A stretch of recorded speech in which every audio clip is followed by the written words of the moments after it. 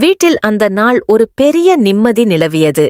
பல மாதங்களாக அனைவரையும் கவலையில் ஆழ்த்தியிருந்த வீட்டு பிரச்சனைக்கு இறுதியாக ஒரு முடிவு கிடைத்திருந்தது. வீட்டை மீண்டும் குடும்பத்தின் கைக்கு கொண்டு வந்த மகிழ்ச்சியில் அனைவரும் ஒன்றாக அமர்ந்து பேசிக் கொண்டிருந்தனர்.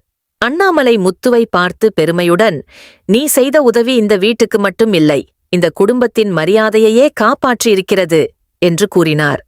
அதைக் கேட்ட முத்து, "அப்பா, இது என் கடமைதான். நான் பிறந்து வளர்ந்த வீடு, நீங்களும் அம்மாவும் வாழ்ந்த வீடு. அதை காப்பாற்றாமல் நான் எப்படி அமைதியாக இருப்பேன்?"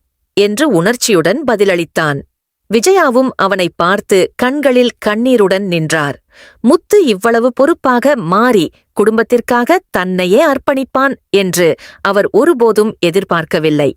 மகனின் கைகளை பிடித்து ஆசீர்வதிக்க முயன்ற அவர், "நான் உன்னை தவறாக புரிந்து கொண்டேன்" என்று கூறியபோது வீட்டிலிருந்தவர்களின் மனங்களும் நெகிழ்ந்தன.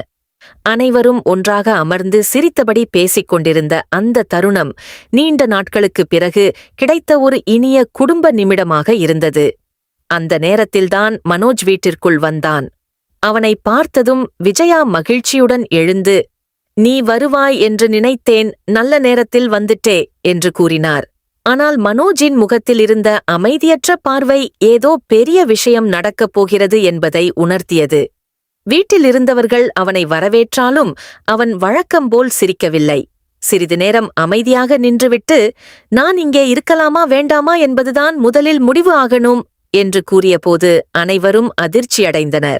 விஜயா பதற்றத்துடன், "என்ன பேசுறே? இது உன் வீடுதானே?" என்று கேட்டார். அதற்கு மனோஜ், "நான் சந்தோஷமாக வாழ வேண்டுமென்றால் என் வாழ்க்கையோடு சம்பந்தப்பட்ட ஒருவரையும் நீங்கள் ஏற்றுக்கொள்ள வேண்டும்" என்றான்.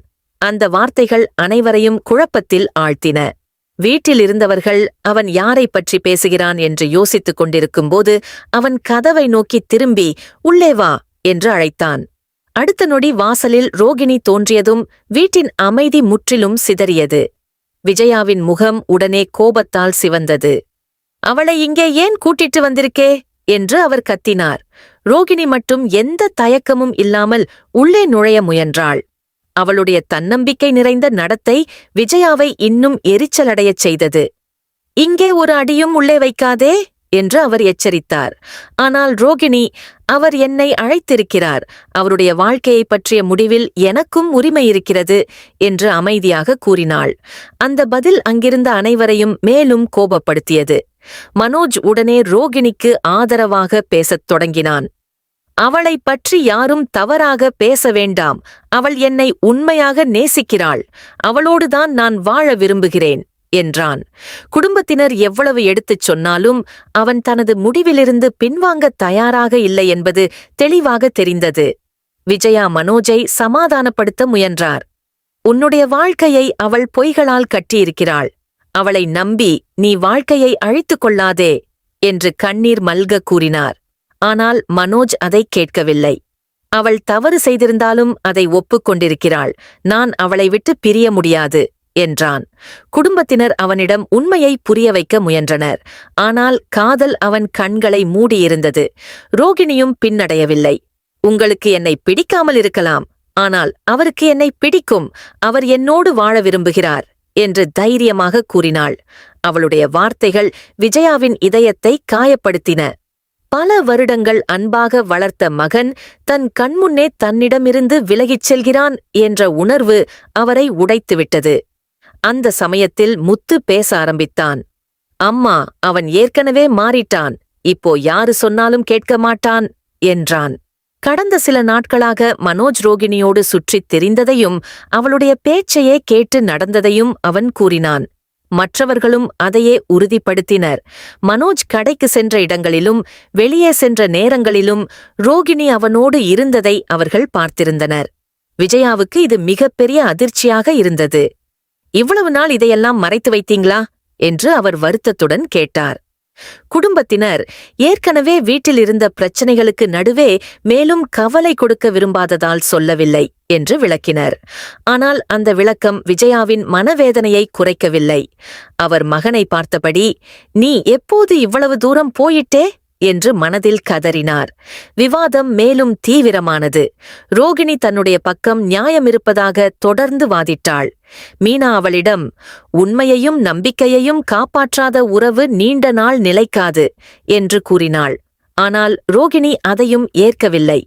எங்களுடைய வாழ்க்கையில் யாரும் தலையிட வேண்டாம் என்று அவள் பதிலளித்தாள். முத்துவும் கோபத்துடன், ஒரு தாயின் மனதை உடைத்து மகனை பிரிப்பது பெரிய பாவம் என்று கூறினான். அதற்கு ரோகிணி, என்னை யாரும் புரிந்து கொள்ள முயற்சி செய்யவே இல்லை என்று கூறினாள். இருவருக்கும் இடையில் கடுமையான வாக்குவாதம் ஏற்பட்டது. வீட்டிலிருந்தவர்கள் ஒவ்வொருவரும் தங்களுடைய கருத்துக்களை சொல்ல ஆரம்பித்ததால் சூழ்நிலை இன்னும் பதற்றமாக மாறியது. யாருடைய வார்த்தையும் மனோஜின் மனதை மாற்றவில்லை. அவன் தொடர்ந்து ரோகிணியின் பக்கம் நின்று பேசிக்கொண்டே இருந்தான். இறுதியில் விஜயா ஒரு கடுமையான முடிவை அறிவித்தார். அவள் இந்த வீட்டுக்குள் வந்தால் நீயும் உள்ளே வரக்கூடாது என்றார். அந்த வார்த்தைகள் வீட்டையே அமைதியாக்கின. சில நொடிகள் யாரும் பேசவில்லை. பின்னர் மனோஜ் மெதுவாக, அப்படியானால் நான் கிளம்புறேன் என்று கூறினான். அந்த ஒரு வாக்கியம் விஜயாவின் இதயத்தை நொறுக்கிவிட்டது. என்னை விட்டு போகாதே என்று அவர் கதறினார். ஆனால் மனோஜ் திரும்பி பார்க்கவில்லை. ரோகிணியுடன் வெளியே செல்லத் தொடங்கினான். தாய் அழுது அழைத்து நிறுத்த முயன்றாலும் அவன் முடிவை மாற்றவில்லை. அந்த காட்சி வீட்டிலிருந்த அனைவரையும் கலங்க வைத்தது. முத்து கூட அவனை தடுக்க ஓடிப்போய், அம்மாவை இப்படி விட்டு போகாதே என்று வேண்டிக் கொண்டான். ஆனால் மனோஜ், என் வாழ்க்கையை நான் முடிவு பண்ணுகிறேன் என்று கூறி முன்னே சென்றான்.